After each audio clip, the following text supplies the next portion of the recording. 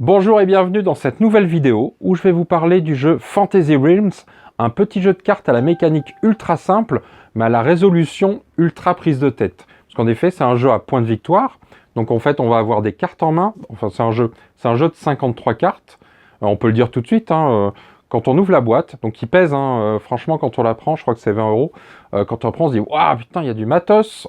On ouvre et en fait il n'y a qu'un bloc de feuilles de score et les 53 cartes qui pèsent rien, qui sont un tout petit truc, et voilà, donc tout est dit, tout est vraiment dans la feuille de score.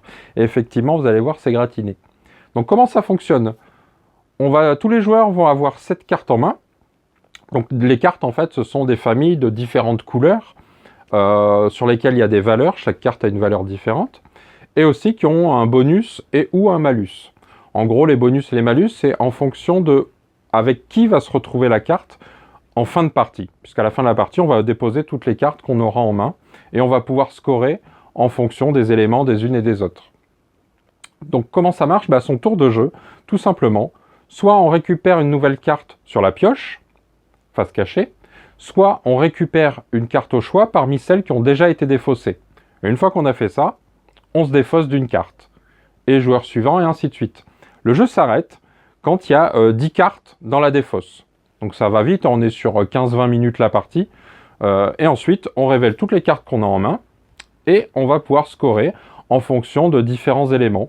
Donc il y a des cartes qui annulent d'autres, il y a d'autres cartes qui prennent plus de valeur, qui ont un bonus en fonction de qui est avec elles, etc. etc.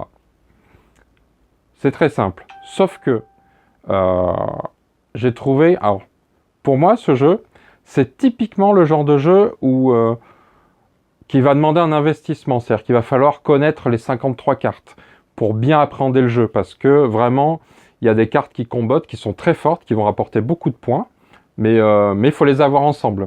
Donc si on ne sait pas qu'elles peuvent arriver ou avec quoi ça match, ça n'a pas trop d'intérêt. Donc on va dire que les premières parties, c'est un peu... on joue un peu comme ça au pif. On prend ce qui vient, on essaye de faire au mieux. Après, une fois qu'on a compris quelles sont les familles qui matchent les mieux les unes avec les autres, effectivement, on peut un peu plus orienter son jeu. Donc c'est vraiment un jeu qui va demander un investissement. Et pour moi, c'est typiquement le genre de jeu où ceux qui vont faire cet effort-là, et qui vont jouer toujours avec le même groupe d'amis, vont adorer. C'est-à-dire qu'ils vont faire que jouer à ça, ça va être leur jeu de l'année. Pour les autres, ça va être très hermétique. Parce que honnêtement, donc il y a 10 couleurs différentes sur les cartes. Comme j'ai dit, chaque carte a des valeurs, il y a des 8, des 4, enfin bon, les bonus, les malus. Donc quand je suis avec les cartes vagues, eh ben, mon pouvoir s'annule. Quand je suis, enfin ma valeur s'annule, donc la carte vaut 0. Donc il va falloir pas la mettre à côté de vagues. Enfin voilà, c'est une prise de tête permanente. On n'arrive pas, il y a trop d'infos. C'est un jeu où il y a vraiment beaucoup d'infos. C'est très très dur de se projeter, de savoir exactement ce qu'il y a de la valeur, etc. Alors, en tout cas sur les premières parties, nous on en a fait 4 en tout. Enfin on en a fait 2 et j'en ai refait une autre après, donc 3. Et donc voilà, déjà j'ai du mal à compter sur des calculs très simples comme le nombre de parties que j'ai fait de ce jeu. Alors imaginez quand on est là-dedans, c'était... Enfin voilà, j'ai trouvé ça... c'est le jeu typiquement qui donne envie, on a envie d'y jouer, et pourtant dès qu'on est devant, on se dit « Oula, j'ai du jaune, j'ai du rouge, j'ai du bleu, j'ai du violet, puis chaque carte a un nom, et des valeurs, des bonus, l'enfer sur Terre. » Le jeu, je vous ai dit, dure 20 minutes. Faut compter presque autant de temps pour compter les points, parce que tout le monde est dans son petit monde, chacun vérifie à droite, à gauche, enfin bon bref, c'était pas gagné. Donc voilà, je comprends qu'on puisse vraiment adorer ce genre de jeu, mais pour moi, c'est vraiment à réserver à ceux qui aiment ça. C'est-à-dire que c'est pas la peine d'aller s'asseoir autour d'une table sur un jeu comme ça si on est un peu hermétique à tout ce qui est calcul, à tout ce qui est investissement en temps de jeu, parce qu'il va vraiment falloir apprendre les cartes, etc. La limite du jeu, à mon sens, c'est qu'il y a du pif. C'est-à-dire que nous, on y a joué à 3, et très clairement, le paquet de cartes, on n'allait pas jusqu'au bout. Donc c'est-à-dire qu'il y a des cartes qui n'arriveront pas dans le deck. Donc si on s'oriente vers un jeu en particulier pour comboter, pour faire du score, eh ben en fait, voilà, c'est possible que les cartes qu'on attend ou qu'on souhaite avoir n'arrivent pas. Parce que typiquement, il y a des cartes, le pouvoir, c'est il s'active si on possède telle carte, tel nom de carte, telle autre carte et telle carte. Genre une flamme, un parchemin, etc. etc. Donc si ces cartes-là n'arrivent jamais, voilà, on a perdu. Donc il y a ça. Il y a le fait que peut-être les cartes sont chez les adversaires. Et s'ils s'en défaussent pas, on ne peut pas récupérer la carte. Donc pareil, on ne saura jamais puisqu'il n'y a aucune interaction dans le jeu. Rien, il ne se passe rien. C'est vraiment, on pioche, on récupère une carte et c'est tout. Le seul moment, on va dire, où il y a un simili d'interaction, c'est quand on va se débarrasser d'une carte, donc on va la défausser.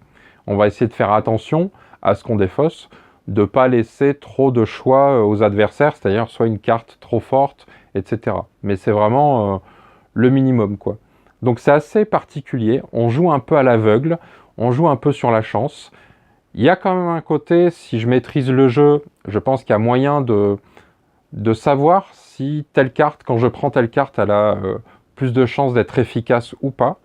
Mais vraiment, ce côté, moi, qui me déplaît, c'est le côté hasardeux. C'est-à-dire que peut-être si j'ai pas les bons tirages qui sortent, si les adversaires se défaussent pas des cartes qui, pile, sont celles que j'ai besoin de comboter, je peux me retrouver en difficulté, en fait. Alors certes, il y a assez de relations entre les cartes pour arriver à en faire quelque chose, mais je trouve ça assez frustrant. Ça manquerait peut-être pour un jeu aussi calculatoire d'être un peu moins hasardeux, un peu moins chaotique. Mais sinon, voilà, sinon c'est vraiment ultra rapide. Et surtout, donc je vous ai dit, le calcul de score à la fin, c'est l'enfer sur Terre. Et chose bizarre, c'est qu'ils ont fait une application, et l'application est juste excellente. C'est-à-dire qu'on en a déjà vu dans d'autres jeux, des applications qui sont faites pour calculer les scores, etc. Là, dans celle-là, c'est exactement ça qu'il fallait. Et du coup, je ne comprends pas. Je ne comprends pas qu'ils aient vendu cette boîte disproportionnée par rapport au matériel qu'il y a dedans. Peut-être au prix, je ne sais pas s'il est plus fort ou pas en termes d'expérience de jeu. Mais voilà, clairement, on aurait pu être sur un Star Realms et descendre la barre peut-être à 16 euros, peut-être à 15 euros. Le jeu n'aurait pas pâti. Et on n'avait pas besoin en fait de cette feuille de score qui, à mon sens, est... voilà, autant dire aux gens, allez voir, il y a une application. Effectivement, l'application, elle résout tout automatiquement. C'est-à-dire qu'on a juste à drag and drop les cartes que l'on a, toc, toc, toc, et ça nous calcule notre score immédiatement, quoi. Donc ça prend que quelques secondes. Alors que sinon, c'est vraiment un temps, mais presque on a l'impression de passer plus de temps à compter ses points qu'à jouer. Alors certes, c'est le jeu dans le jeu, hein, le but, parce qu'en fait, on va passer toute la partie à être en permanence à essayer de calculer où on en est en fait dans le score, qu'est-ce qu'on est, et à se dire, bon voilà, là j'ai fait la partie précédente, je suis monté à 70, c'était vraiment pas bon, puisqu'on peut faire plus de 200 hein, dans le jeu, donc on essaie en fait de s'améliorer. C'est une sorte de jeu où on joue pas vraiment contre les adversaires, mais plutôt sur un challenge personnel, où les adversaires sont un aléatoire en plus. C'est-à-dire qu'ils peuvent se débarrasser d'une carte qui va nous aider, voilà, où ils sont là juste pour faire finir le jeu. Cette petite mécanique de prendre une carte sur la pioche ou sur la défausse, c'est le seul petit point intéressant aussi au niveau pour gérer le temps de partie. C'est-à-dire vraiment si on sent qu'on n'a pas un bon jeu, on va essayer de ralentir le jeu en piochant pour récupérant des cartes. Donc c'est ça qui rend... voilà, c'est assez bizarre en fait, j'ai du mal à comment dire.